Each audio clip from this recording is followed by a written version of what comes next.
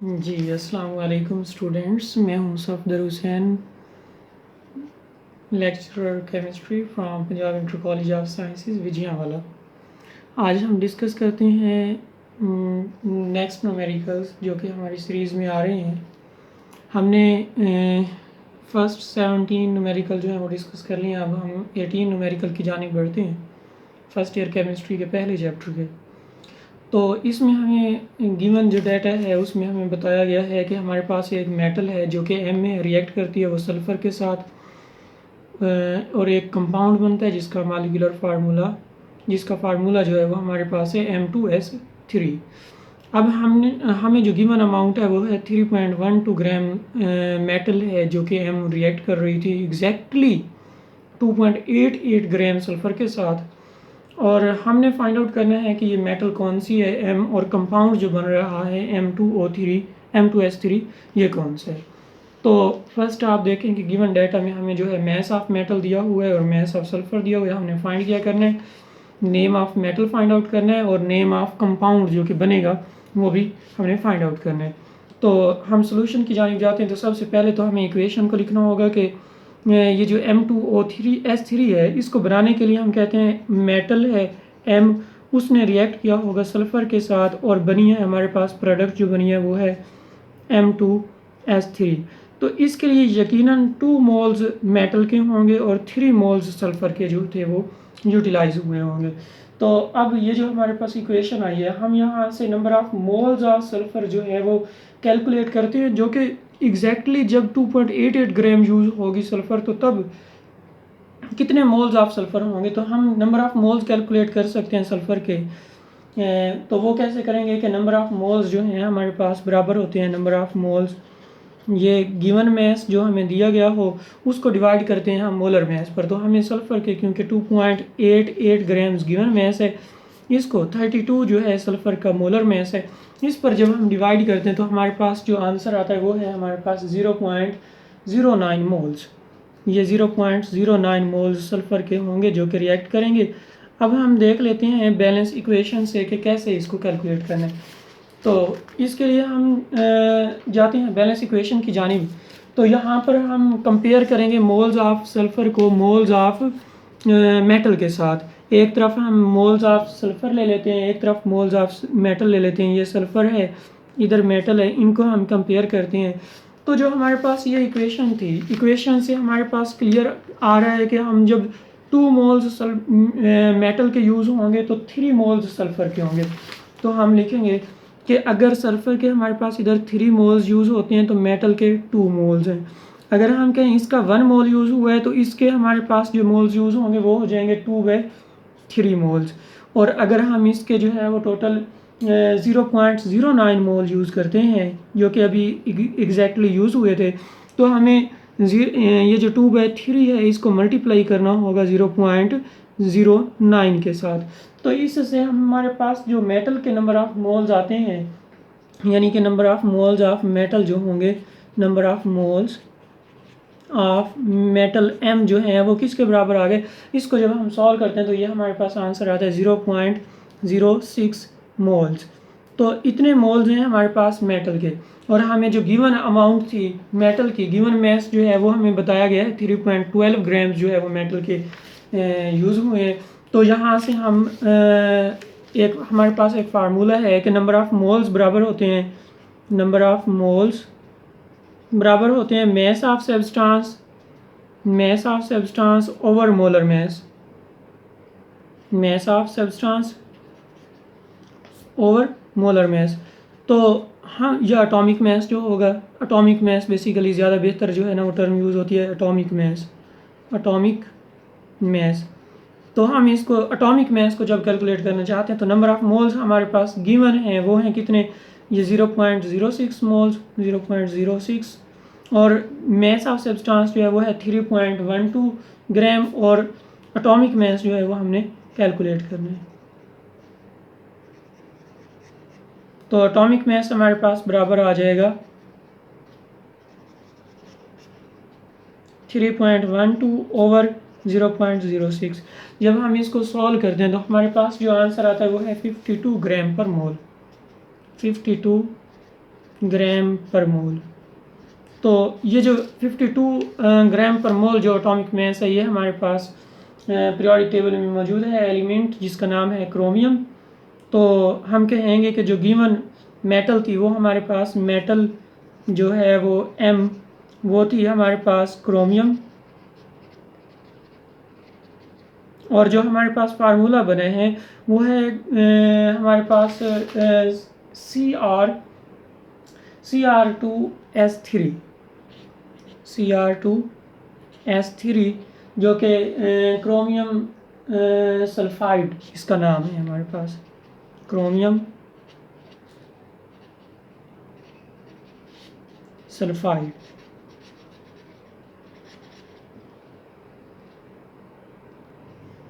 जी students, तो हम move करते हैं आगे नेक्स्ट न्यूमेरिकल नंबर 19 की जानिब, जिसमें हमें एक केमिकल है जो कि कॉमनली हम ये पेट्रोलियम मसनूआत जो हैं इनमें ऑक्टेन जो कि गैसोलीन पेट्रोल है वहाँ से लिया गया है। कहता है कि ऑक्टेन जो प्रेजेंट होता है गैसोलीन में ये बर्न करता है अकॉर्डिंग टू फॉलोइंग इक्वेशन। ये इक्वेशन है जिसमें हमारे पास ऑक्टेन है, ऑक्सीजन के साथ मिली है कार्बन डाइऑक्साइड और वाटर बने हैं साथ में प्रोडक्ट में। तो इसमें हमारे पास ना कुछ पार्ट्स हैं इस क्वेश्चन के जो हमने सॉल्व करने हैं। फर्स्ट पार्ट की जानिब देखें, पार्ट ए जो है, तो इसमें हमसे पूछा गया है कि कितने मोल्स ऑक्सीजन के जो होंगे वो नीडेड होंगे 4 मोल ऑक्टेन के साथ कम्प्लीटली रिएक्ट करने के लिए। तो हमें गिवन डाटा में नंबर ऑफ मोल्स हैं और हमने फाइंड आउट करना है कि ऑक्सीजन के कितने मोल्स यूज़ होंगे। तो हम इसके लिए क्या करते हैं, सिंपली हम कंपेयर करेंगे moles of oxygen with octane. Compare करेंगे, compare moles of oxygen O2 with octane जो कि हमारे पास मौजूद है C8H18। तो हम इधर ले लेते हैं, एक तरफ ऑक्टेन को ले लेते हैं C8H18 और दूसरी जानिब ऑक्सीजन को ले लेते हैं O2 को। कंपेयर करते हैं, हम देखते हैं यहाँ पर कि अगर हम ऑक्टेन के इस इक्वेशन के मुताबिक हमारे पास 2 मोल्स यूज़ होते हैं तो ऑक्सीजन के 25 यूज़ होते हैं, यानी कि इसके 2 मोल्स के साथ कितने मोल्स 25 मोल्स ऑक्सीजन के रिएक्ट करते हैं। अगर हम इसका एक लेते हैं तो इसके 12.5 या 25/2 भी लिख सकते हैं, इसको इतने मोल्स यूज़ होंगे। और अगर हम कहें कि इसके 4 मोल यूज़ होते हैं तो इसके जो होंगे वो हमारे पास 25/2 × 4। तो इससे हमारे पास जो आंसर आता है वो है 50 moles. Number of moles of oxygen जो यूज़ होंगे वो हमारे पास नंबर ऑफ, ये हमारे पास इधर 4 है तो इधर 50 आ जाएगा। तो number of moles of oxygen जो यूज़ होंगे, मोल्स ऑफ ऑक्सीजन O2 जो हैं वो 50 मोल्स यूज़ होंगे। जब हम 4 मोल ऑक्टेन लेकर आएंगे तो उसके साथ 50 मोल्स ऑक्सीजन के रिएक्ट करेंगे। इसके बाद हम दूसरे पार्ट की जानिब मूव करते हैं जिसमें हमसे पूछा यह गया है कि how many moles of carbon dioxide can be produce from 1 mole of octane. तो इसके लिए हम कहते हैं कि हमें नंबर ऑफ मोल्स गिवन जो है वो 1 मोल है और हमने देखना है कि कितने मोल्स कार्बन डाइऑक्साइड के जो हैं वो प्रोड्यूस होते हैं। तो हम इसके लिए भी कंपेयर उसी तरह करेंगे, कंपेयर करेंगे नंबर ऑफ मोल्स ऑफ जो ऑक्टेन हैं इनको कंपेयर करेंगे number of moles of carbon dioxide के लिए। तो हम कहते हैं एक तरफ हम ऑक्टेन ले लेते हैं C8H18, इधर लेंगे कार्बन डाइऑक्साइड। तो हमारे पास जो इक्वेशन है उसके मुताबिक, इक्वेशन के मुताबिक अगर हम देखते हैं तो हमारे पास ऑक्टेन के जब 2 मोल्स यूज़ होते हैं तो कार्बन डाइऑक्साइड के 16 प्रोड्यूस होते हैं, 16 मोल्स। तो हम यहाँ मेंशन करेंगे कि हमारे पास जब ऑक्टेन के 2 मोल्स हैं तो कार्बन डाइऑक्साइड के 16 मोल प्रोड्यूस होते हैं। फिर हम कहेंगे अगर इसका 1 मोल यूज़ होगा तो इसके कितने हो जाएंगे 16/2 हो जाएगा। इट मीन्स कि इसका जब 1 मोल यूज़ हुआ है तो इसके 8 मोल्स यूज़ होंगे।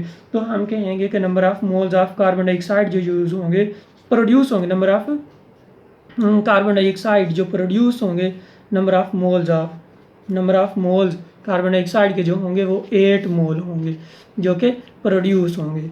ठीक है। तीसरे पार्ट में हमसे जो पूछा गया है वो है कि कितने मोल्स वाटर के प्रोड्यूस होंगे जब 6 मोल ऑक्टेन के यूज़ होते हैं। तो जो इक्वेशन है उससे हमारे पास क्लियर है। हम यहाँ पर फिर अगेन जो है कंपेयर करेंगे ऑक्टेन के नंबर ऑफ मोल्स को C8H18 को number of moles of water के साथ, H2O के साथ। तो जो हमारे पास इक्वेशन है उसके मुताबिक जब हमारे पास इसके ऑक्टेन के 2 मोल्स यूज़ होते हैं तो वाटर के जो हैं वो हमारे पास 18 मोल्स प्रोड्यूस होते हैं। ठीक है, तो जब इसका 1 मोल यूज़ होगा तो इसके हमारे पास कितने हो जाएंगे, 18/2 हो जाएंगे। और अगर हम इसके 6 मोल्स यूज़ करते हैं तो ये हमारे पास हो जाएगा 18/2 मल्टीप्लाइड बाय 6 हो जाएगा। तो इससे हमारे पास जो नंबर ऑफ़ मोल्स आते हैं वो है हमारे पास 54 मोल्स होंगे। यानी कि हम कहेंगे कि मोल्स ऑफ वाटर जो प्रोड्यूस होंगे, moles of water produce, moles of H2O produce जो हैं वो हमारे पास टोटल जो हैं वो 54 मोल्स होंगे। ठीक है, इसके बाद हम इस क्वेश्चन के लास्ट पार्ट की जी स्टूडेंट्स, तो हम इस क्वेश्चन नंबर 19 के लास्ट पार्ट की जानिब मूव करते हैं, डी पार्ट की जानिब, जिसमें हमें बताया गया है कि अगर हम इसी रिएक्शन को यूज़ करें कि सिंथेसाइज करना हो 8 मोल कार्बन डाइऑक्साइड के, तो इसके लिए पूछा गया ये है कि कितने ग्राम्स ऑक्सीजन के यूज़ होंगे, और ये भी पूछा गया है कि ऑक्टेन के कितने ग्राम्स जो हैं वो यूटिलाइज होंगे। तो हमें number of moles of carbon dioxide बताया गया है कि 8 मोल हमने सिंथेसाइज करनी है। तो इसके लिए हम फर्स्ट जो है वो मोल्स ऑफ ऑक्सीजन कैलकुलेट करेंगे, फिर मोल ऑफ जो हमारे पास ऑक्टेन है जो यूटिलाइज होंगे, मैस ऑफ जो ऑक्टेन होगा वो कैलकुलेट करेंगे। तो फर्स्ट ऑफ ऑल हम क्या करेंगे कि कंपेयर करेंगे मोल ऑफ कार्बन डाइऑक्साइड को मोल ऑफ ऑक्सीजन के साथ, कि ऑक्सीजन के साथ इसको जब हम कंपेयर करते हैं तो हमारे पास इक्वेशन के मुताबिक जब 16 मोल कार्बन डाइऑक्साइड प्रोड्यूस होती है तो उस दौरान हमारे पास 25 मोल्स जो हैं वो ऑक्सीजन के यूटिलाइज होते हैं। और अगर हम 1 मोल कार्बन डाइऑक्साइड प्रोड्यूस करवाना चाहते हैं तो ये हमारे पास जो 25/16 मोल्स ऑक्सीजन के यूटिलाइज होंगे। इसी तरह अगर हम 8 मोल कार्बन डाइऑक्साइड प्रोड्यूस करवाना चाहते हैं तो ये हमारे पास हो जाएगा 25/16 मल्टीप्लाइड बाय 8। तो ये हमारे पास जो टोटल मोल्स ऑफ ऑक्सीजन जो होंगे वो आ जाएंगे, number of moles of oxygen, number of moles of oxygen जो होंगे वो ऑफ O2 जो हैं वो आ गए हैं हमारे पास, वो कितने हैं 12.5 मोल हैं। तो अब हम ये जब हमारे पास नंबर ऑफ मोल्स आ गए हैं तो हम इससे मैस ऑफ ऑक्सीजन कैलकुलेट कर सकते हैं। वो कैसे, क्योंकि हमारे पास मोलर मैस ऑफ ऑक्सीजन जो है वो O2 के लिए 32 ग्राम पर मोल होगा। तो हम मोल्स को मल्टीप्लाई करते हैं मोलर मैस से तो हमारे पास मैस ऑफ ऑक्सीजन आ जाएगा। मैस ऑफ ऑक्सीजन जो है वो हमारे पास मैस ऑफ O2 जो है वो बराबर हो जाएगा 12.5, मल्टीप्लाई करेंगे मोलर मैस जो है ऑक्सीजन का यानी 32 ग्राम पर मोल। तो इससे हमारे पास जो आंसर आता है वो है 400 ग्राम ऑक्सीजन। 400 ग्राम ऑक्सीजन जो होगी ये जो होगी नीडेड होगी जो कि 8 मोल्स कार्बन डाइऑक्साइड प्रोड्यूस करवाएगी। दूसरा पार्ट इसी क्वेश्चन में पूछा गया है वो है कि हमने कितनी ऑक्टेन रिक्वायर होगी। तो उसके लिए हम ऑक्टेन को कंपेयर करेंगे कार्बन डाइऑक्साइड के साथ। तो कार्बन डाइऑक्साइड कंपेयर करेंगे ऑक्टेन के साथ C8H18 के साथ।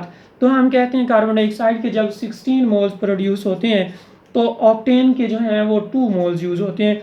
और अगर हम इसको भी उसी तरह 1 मोल अगर कार्बन डाइऑक्साइड का यूज़ होता तो ये 2/16 हो जाता। और अगर इसके 8 मोल्स हमने प्रोड्यूस करवाने हैं तो इसके लिए हमारे पास 2/16 मल्टीप्लाइड बाय 8 हो जाएगा। तो इससे हमारे पास जो आंसर आता है वो हमारे पास है, जब हम 8 मोल इसके जो है कार्बन डाइऑक्साइड के प्रोड्यूस करवाना चाहते हैं तो ऑक्टेन के जो नंबर ऑफ मोल्स हैं 8 1s are 8 2s are 2 1s are 2 1s are, तो 1 मोल जो होगा वो ऑक्टेन का जो है वो यूज़ होगा। तो हम इसको आगे कैलकुलेट कर लेते हैं मैस ऑफ ऑक्टेन। तो वो हम जब कैलकुलेट करना चाहते हैं तो हमारे पास फार्मूला है कि मोलर मैस ऑफ ऑक्टेन पता होना चाहिए। Molar mass of octane, molar mass of C8H18। तो ये हमारे पास जो मोलर मैस ऑफ ऑक्टेन होता है ये हमारे पास है 114 ग्राम पर मोल, 114 ग्राम पर मोल। और हमारे पास जो नंबर ऑफ मोल है वो 1 है। तो हम मैस ऑफ ऑक्टेन जो कि यूटिलाइज होगा वो हम कैलकुलेट कर सकते हैं मैस ऑफ C8H 18, तो ये हमारे पास बराबर हो जाएगा 114 को हम मल्टीप्लाई करेंगे नंबर ऑफ़ मोल्स के साथ जो कि 1 है, तो हम कहेंगे कि 114 ग्राम ही रिक्वायर है मैस ऑफ ऑक्टेन, जो कि हमारे पास 8 मोल्स कार्बन डाइऑक्साइड प्रोड्यूस करवाएगी। ठीक है, तो आज का हमारा जो है वो टॉपिक ख़त्म होता है। इंशाल्लाह नेक्स्ट लेक्चर में मिलते हैं। अल्लाह हाफिज़।